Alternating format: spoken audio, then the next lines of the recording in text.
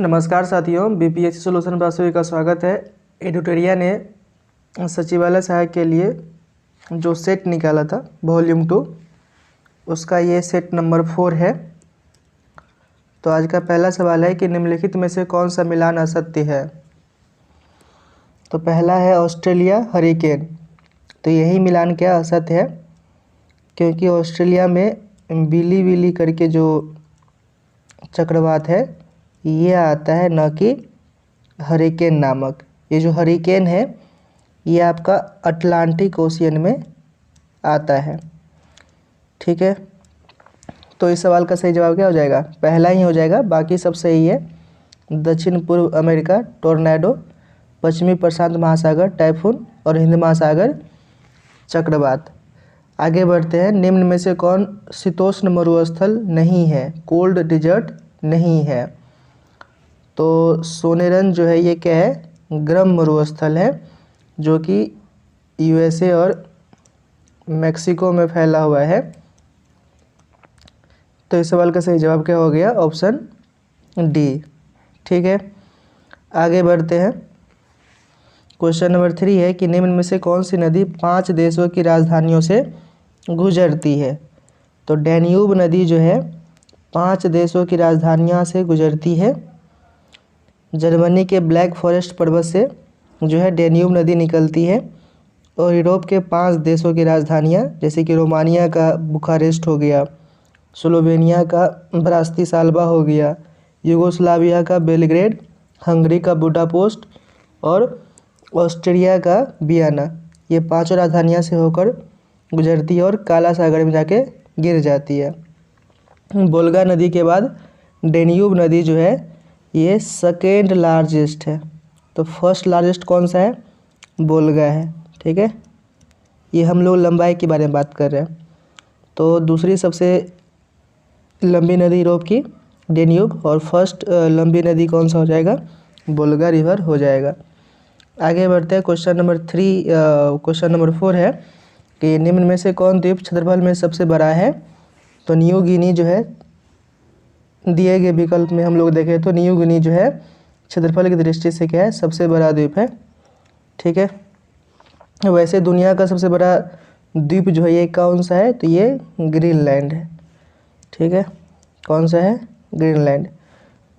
उसके बाद लिखा हुआ है दूसरा सबसे बड़ा पूछेगा तो न्यू गिनी है, लेकिन ऑप्शन में ग्रीनलैंड नहीं दिया हुआ है तो न्यू गिनी हो जाएगा। आगे बढ़ते हैं। करेवा भू आकृति कहाँ पाई जाती है? तो ये कश्मीर हिमालय में पाई जाती है। और करेवा जो है ये आपका केसर और जाफरान खेती के लिए क्या है? प्रसिद्ध है। नेक्स्ट क्वेश्चन है कि निम्न महासागरीय धाराओं में से कौन सी प्रशांत महासागर से संबंधित नहीं है? तो ये हो जाएगा आपका ऑप्शन है कनारी। तो कनारी जो है ये सबसे पहले क्या है? कोल्ड स्ट्रीम है, और ये जो है उत्तरी अटलांटिक ओशियन में, उत्तरी अटलांटिक ओशियन में जो है बहने वाली क्या है? ये ठंडी जलधारा है। तो ऑप्शन ही करेक्ट हो जाएगा। ये पूछा है कि प्रशांत महासागर से कौन संबंधित नहीं है। आगे बढ़ते हैं। क्वेश्चन नंबर 7 है कि भारतीय जनगणना 2011 के अनुसार बिहार का लिंगानुपात क्या है? तो ये 918 हो जाएगा, तो ऑप्शन सी हो जाएगा। ठीक है, इसके अलावा सर्वाधिक लिंगानुपात वाला जिला पूछेगा तो गोपालगंज, और न्यूनतम वाला पूछेगा तो क्या हो जाएगा? मुंगेर। ठीक है, राज्य की कुल साक्षरता दर पूछेगा तो 61.80 हो जाएगा। आगे बढ़ते हैं। निम्नलिखित में से कौन सी नदी गोदावरी की सहायक नदी नहीं है? तो सहायक नदी नहीं है ये पूछा है, तो दूध गंगा जो है ये गोदावरी की सहायक नदी नहीं है। ये जो है आपका ये कृष्णा रिवर का सहायक नदी है। ठीक है, तो ऑप्शन डी करेक्ट हो जाएगा। पूछा था नहीं है तो दूध गंगा नहीं हो जाएगा, क्योंकि ये कृष्णा नदी का सहायक नदी है। वैसे गोदावरी नदी जो है ये दक्षिण भारत का सबसे बड़ी नदी है, सबसे लंबी नदी है, और इसको हम लोग दक्षिण का गंगा भी कहते हैं। तो कोई पूछ लेगा कि दक्षिण का गंगा किस नदी को बोलते हैं? तो किसको बोलते हैं? तो गोदावरी नदी को ही बोलते हैं। और ये जो है 1465 किलोमीटर लंबी नदी है। नेक्स्ट क्वेश्चन है कि निम्नलिखित में से किस प्रकार के वन बिहार में नहीं पाए जाते? नहीं पाए जाते ये पूछा है। तो सदाबहार वन जो है बिहार में नहीं पाए जाते हैं। बिहार में बेसिकली 3 प्रकार के वन पाए जाते हैं, आर्द्रपर्णपाती, शुष्कपर्णपाती और तराई वन। ठीक है। नेक्स्ट क्वेश्चन है कि पुनपुन नदी गंगा में किस स्थान पर मिलती है? तो फतुहा में जाके मिल जाती है। तो ऑप्शन ए करेक्ट हो जाएगा। और वैसे गंडक नदी के बारे में पूछेगा तो ये सोनपुर जो है उसके पास गंगा में आकर के मिल जाती है। गंडक नदी को नेपाल में सालग्रामी नदी कहते हैं और नारायणी भी उसी नदी को हम लोग बोल देते हैं। किसको? गंडक को। आगे बढ़ते हैं। क्वेश्चन नंबर 11 है कि रागी के उत्पादन में प्रथम स्थान किस राज्य का है? तो बिहार का स्थान क्या है? प्रथम है। अगर बिहार में जिला पूछेगा तो दरभंगा जिला जो है यहाँ पे सर्वाधिक उत्पादन होता है। आगे बढ़ते हैं। अंडमान द्वीप समूह का सर्वोच्च शिखर है तो ये हो जाएगा आपका सैडल, ऑप्शन ए। तो सैडल पीक अंडमान द्वीप समूह का क्या है? सर्वोच्च शिखर है और यह जो है अंडमान द्वीप पर स्थित है। इसके अलावा आप लोगों को पता होगा कि अंडमान निकोबार द्वीप समूह में एक माउंट हैरियट नाम का जगह था, उसका नाम बदल करके क्या कर दिया गया है? माउंट मणिपुर कर दिया गया है। तो माउंट मणिपुर पहले क्या था? माउंट हैरियट था। नेक्स्ट क्वेश्चन है, क्वेश्चन नंबर 13 है कि 8 डिग्री चैनल किसके मध्य स्थित है? तो ये मालदीव और मिनिकॉय के मध्य स्थित है। तो ऑप्शन ए करेक्ट हो जाएगा। लक्षद्वीप और मिनिकॉय के बीच जो है ये 9 डिग्री चैनल स्थित है। और इसके अलावा लघु अंडमान और कार निकोबार के बीच ये है आपका 10 डिग्री चैनल। ठीक है। और इसके अलावा लिखा हुआ है कि छोटा अंडमान और दक्षिण अंडमान के बीच जो है ये है डंकन पास। क्या है? Duncan pass. तो ये सब याद रखेंगे।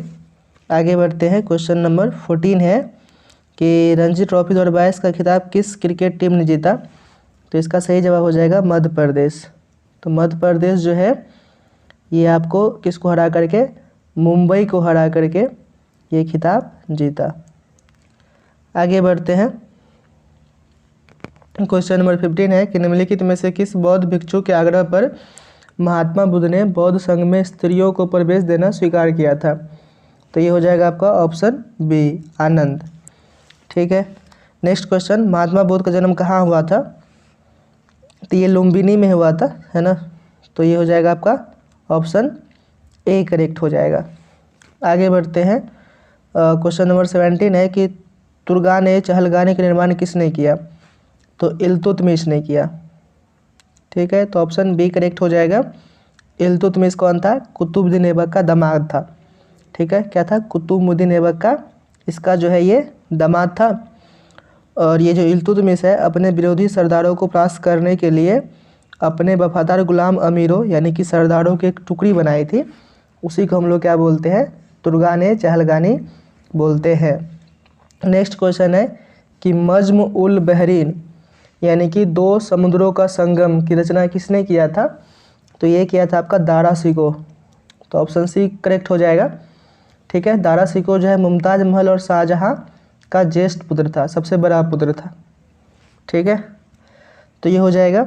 और ये जो किताब है कि मज्म उल बहरीन, तो उसमें इसने बताया था, दारा शिकोह ने बताया था कि हिंदू और इस्लाम धर्म को एक ही ईश्वर की प्राप्ति के 2 मार्ग हैं।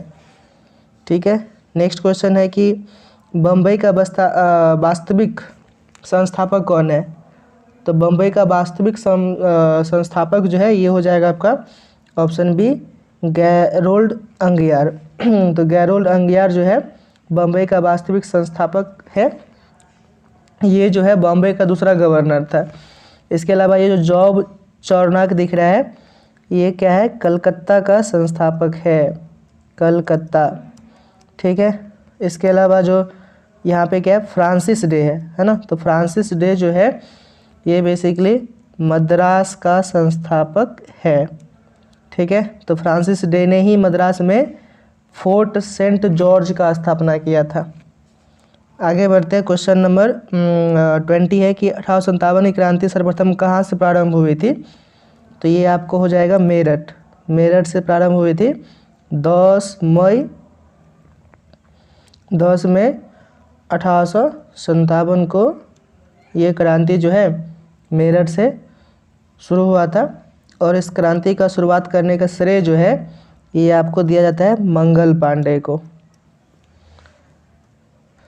नेक्स्ट क्वेश्चन है कि भारत के राष्ट्रीय गीत वंदे मातरम के लेखक कौन है?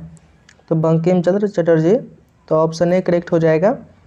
तो भारत का राष्ट्रीय गीत जो है वंदे मातरम बंकिम चंद्र चटर्जी की प्रसिद्ध कृति आनंद मठ से लिया गया है। ठीक है। और यह उपन्यास जो है आनंद मठ, इसमें सन्यासी विद्रोह पर यह बेसिकली आधारित है। और भारत के राष्ट्रीय गीत को 1896 का जो कांग्रेस का कलकत्ता अधिवेशन हुआ था उसमें पहली बार गाया गया था। नेक्स्ट क्वेश्चन है कि भारत में आधुनिक शिक्षा प्रणाली की नींव किसने रखी? तो ये हो जाएगा मैकाले ने, 1835 के मैकाले का स्मरण पत्र। ठीक है। तो ये हो गया। मैकाले ने भारत के बारे में कहा था कि यूरोप के एक अच्छे पुस्तकालय की एक अलमारी का एक कक्ष भारत और अरब के समस्त साहित्य से अधिक मूल्यवान है। मैकाले ने ये कहा था। आगे बढ़ते हैं कि आगरा शहर किस नदी के किनारे स्थित है? तो ये हो जाएगा आपका यमुना नदी के किनारे जो है ये आगरा शहर स्थित है। उसके अलावा गोमती जो है गोमती नदी के किनारे आपका हो जाएगा लखनऊ। और इसके अलावा सरयू नदी के किनारे कौन है? तो ये हो जाएगा आपका अयोध्या। ठीक है। नेक्स्ट क्वेश्चन है कि न्यू इंडिया समाचार पत्र का प्रकाशन किसके द्वारा किया गया था? तो ये किया गया था न्यू इंडिया नामक जो समाचार पत्र है एनी बेसेंट के द्वारा किया गया था। तो ऑप्शन बी करेक्ट हो जाएगा। ठीक है। न्यू इंडिया का एनी बेसेंट, यंग इंडिया का कौन हो जाएगा? महात्मा गांधी हो जाएगा। और ये जो बीजी तिलक है बाल गंगाधर तिलक, इसने केसरी का किया था। और सचिदानंद सिन्हा ने सर्च लाइट का प्रकाशन किया था। आगे बढ़ते हैं। भारतीय राष्ट्रीय कांग्रेस के 1885 में महासचिव कौन थे? तो एओ ह्यूम जो थे ये कौन थे? महासचिव थे। और ये प्रथम अधिवेशन हुआ था बॉम्बे में हुआ था। और इसके अध्यक्ष थे WC बनर्जी। और इसमें टोटल 72 लोगों ने हिस्सा लिया था। नेक्स्ट क्वेश्चन है कि हाल ही में किस देश के पुरुष बैडमिंटन टीम ने बैंकॉक में फाइनल में इंडोनेशिया को 3-0 से हराकर पहली बार थॉमस कप जीता? तो पहली बार थॉमस कप कौन जीता? तो इसका सही जवाब हो जाएगा आपका ऑप्शन डी, भारत। ठीक है। तो भारत जो है इस बार पहली बार थॉमस कप जीता था। नेक्स्ट क्वेश्चन है कि मुद्रास्फीति के कारण किसको लाभ होता है? तो जो ऋणी होता है उसको लाभ होता है। ठीक है। तो ऑप्शन डी करेक्ट हो जाएगा। नेक्स्ट क्वेश्चन, फीफा विश्व कप 2022 का आयोजन किस देश में किया जाएगा? तो ये हो जाएगा आपका कतर में, है ना, अभी हो रहा है। तो कतर में इसका आयोजन किया गया है इस पर। ठीक है। अगला सवाल है कि निम्नलिखित में से किस राज्य में कुल भौगोलिक क्षेत्र का अधिकतम प्रतिशत वन क्षेत्र है? तो ये हो जाएगा आपका option C, Mizoram. Next question number 30 है कि भारत में पहली जनसंख्या नीति की घोषणा की गई थी? तो 1976 में किया गया था। तो ऑप्शन ए करेक्ट हो जाएगा। अगला सवाल, भारत के यूनिफाइड पेमेंट इंटरफेस यानी कि UPI प्लेटफॉर्म को अपनाने वाला पहला देश बन गया है? तो ये हो जाएगा आपका ऑप्शन डी, नेपाल हो जाएगा। ठीक है। तो नेपाल जो है UPI प्लेटफॉर्म को अपनाने वाला क्या बन गया? पहला देश बन गया है। अगला सवाल है कि सर्वाहारी जंतु किस वर्ग में आते हैं? तो द्वितीय उपभोक्ता में आते हैं। तो ऑप्शन सी करेक्ट हो जाएगा। अगला सवाल, भारत में अधिकतम औसत वार्षिक वर्षा किस जिले में होती है? तो किशनगंज में होती है। तो ये ऑप्शन भी करेक्ट हो जाएगा। नेक्स्ट क्वेश्चन है, इसके अलावा अगर आप लोग देखेंगे तो हम बिहार के पूर्वी भाग की तुलना में पश्चिमी भाग में क्या होता है? वर्षा कम होता है। ठीक है। और इसके अलावा सबसे बोलेगा बिहार का सबसे गर्म जिला कौन सा है? तो गया हो जाएगा। ठंडा जिला कौन सा है? तो गया हो जाएगा। सर्वाधिक वर्षा किशनगंज हो जाएगा। और सबसे कम वर्षा कहाँ होता है? तो औरंगाबाद में होता है। तो औरंगाबाद में सबसे कम वर्षा, और गया जो है सबसे गर्म और सबसे ठंडा जिला। नेक्स्ट क्वेश्चन है कवक यानी कि फफूंद द्वारा कौन सा रोग होता है? तो दाद जो रोग है ये कवक या फफूंद द्वारा होता है, तो ऑप्शन ए करेक्ट हो जाएगा। नेक्स्ट क्वेश्चन है कि बीजों का सर्वोत्तम संरक्षण किस परिस्थिति में होता है? तो ठंडी और शुष्क परिस्थिति में।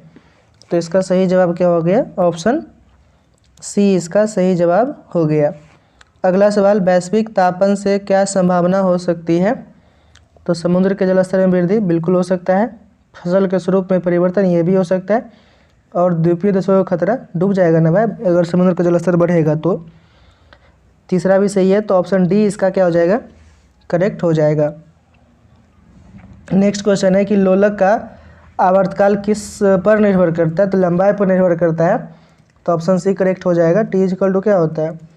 2π√L/g, तो लंबाई पर ही निर्भर कर रहा है। नेक्स्ट क्वेश्चन, वर्षा की बूंद की गोलाकार आकृति का कारण क्या है? तो द्रव का पृष्ठ तनाव, तो ऑप्शन सी करेक्ट हो जाएगा। नेक्स्ट क्वेश्चन है कि प्रकाश तरंगों के वायु से कांच में जाने पर क्या परिवर्तित होता है? तो तरंग दैर्ध्य और वेग जो है ये परिवर्तित होता है, तो ऑप्शन डी करेक्ट हो जाएगा। नेक्स्ट क्वेश्चन है कि रासायनिक रूप से सूखी बर्फ क्या है? तो ठोस कार्बन डाइऑक्साइड है, तो ऑप्शन बी करेक्ट हो जाएगा। अगला सवाल है कि बेकिंग सोडा का रासायनिक सूत्र क्या है? तो NaHCO3, तो ऑप्शन बी करेक्ट है, baking soda sodium bicarbonate. Next question कि निम्नलिखित में से कौन एक अदिश राशि है? द्रव्यमान जो है कि क्या है? अदिश राशि है। अदिश राशि में क्या होता है? केवल परिमाण होता है, दिशा नहीं होता है, उसको अदिश राशि कहते हैं। दूरी, आयतन, चाल, घनत्व, धारा यानी कि विद्युत धारा, ताप, कार्य, ऊर्जा, ये सब जो है क्या है? अदिश राशि का एग्जाम्पल है। नेक्स्ट क्वेश्चन, निम्न में से कौन स्तनपायी है? तो ये चमगादड़ भी है, समुद्री गाय भी हो जाएगा जिसको हम लोग डुगोंग भी बोलते हैं, और समुद्री सिंह यानी कि सील, ये सभी जो है स्तनपायी है, तो ऑप्शन डी करेक्ट हो जाएगा। और चमगादड़ जो है उड़ने वाला स्तनपायी है। आगे बढ़ते हैं, निम्न में से कौन मांसाहारी कीट पक्षी पौधे होते हैं? तो घटपर्णी इसका सही जवाब हो जाएगा, तो ऑप्शन ए करेक्ट जवाब है। यह अल्प खनिज या अम्लीय मृदा में उगते हैं जहाँ पर नाइट्रोजन का क्या होता है? कमी होता है। तो बेसिकली ये कीटों को अपना आहार बनाते हैं ताकि नाइट्रोजन की कमी को पूरा किया जा सके। अगला सवाल है कि आनुवांशिक के जनक के रूप में किसे जाना जाता है? तो ग्रेगर जॉन मेंडल हो जाएगा इसका सही जवाब, तो ऑप्शन ए करेक्ट है। नेक्स्ट क्वेश्चन है कि मनुष्य की खोपड़ी में कुल कितनी अस्थियाँ होती है? तो 28 होती है, तो ये हो जाएगा आपका सही जवाब ए। ठीक है, मनुष्य की खोपड़ी में कुल 28 जो है ये हड्डियाँ होती है। अगला सवाल, पैराडॉक्सिन किस विटामिन को कहा जाता है? तो विटामिन B6 को कहा जाता है, तो ये हो जाएगा आपका ऑप्शन ए करेक्ट हो जाएगा। नेक्स्ट क्वेश्चन है कि किसी लेंस की क्षमता एक डायोप्टर है तो उसकी फोकस दूरी एवं लेंस की प्रकृति है। तो एक डायोप्टर है तो 1 मीटर ही क्या हो जाएगा? उसका फोकस दूरी हो जाएगा। ठीक है, और इसके अलावा अगर ये हो गया तो लेंस का क्षमता क्या है? 1 डायोप्टर यानी कि प्लस में है, पॉजिटिव पावर है। तो पॉजिटिव पावर जो है ये किसका होता है? उत्तल लेंस का होता है। तो 1 मीटर उत्तल लेंस कहाँ पे है? तो ऑप्शन ए में ही है, तो ऑप्शन ए करेक्ट हो गया। अगला सवाल, मूल संविधान में कितनी अनुसूचियाँ थी? तो ये हो जाएगा 8, तो ऑप्शन बी करेक्ट है, मूल संविधान में 8 गो अनुसूची था। अगला सवाल है कि निम्न में से कौन सा मिलान असत्य है? मौलिक आधार भाग 3, मौलिक कर्तव्य भाग 4A, आपात उपबंध भाग 20 लिखा हुआ है, तो ये बिल्कुल गलत है। यहाँ पर भाग 20 नहीं होगा, ये होगा भाग 18। ठीक है, तो भाग 18 में जो है ये आपात उपबंध का उल्लेख किया गया है, तो ऑप्शन सी ही असत्य है, तो ये ऑप्शन सी करेक्ट हो जाएगा। नेक्स्ट क्वेश्चन, संविधानेतर संस्था है तो मानवाधिकार आयोग, तो मानवाधिकार आयोग जो है संविधानेतर संस्था है जिसका गठन जो है ये एक्ट लाकर किया गया था, मानवाधिकार संरक्षण अधिनियम 1993, तो ऑप्शन ही करेक्ट हो जाएगा। अगला सवाल, निम्नलिखित में से कौन कैबिनेट मिशन के सदस्य नहीं थे? तो विलियम लॉरेंस जो है ये कैबिनेट मिशन के सदस्य नहीं थे, तो ऑप्शन डी करेक्ट हो जाएगा। कैबिनेट मिशन कब आया था? तो मार्च 1943 में आया था।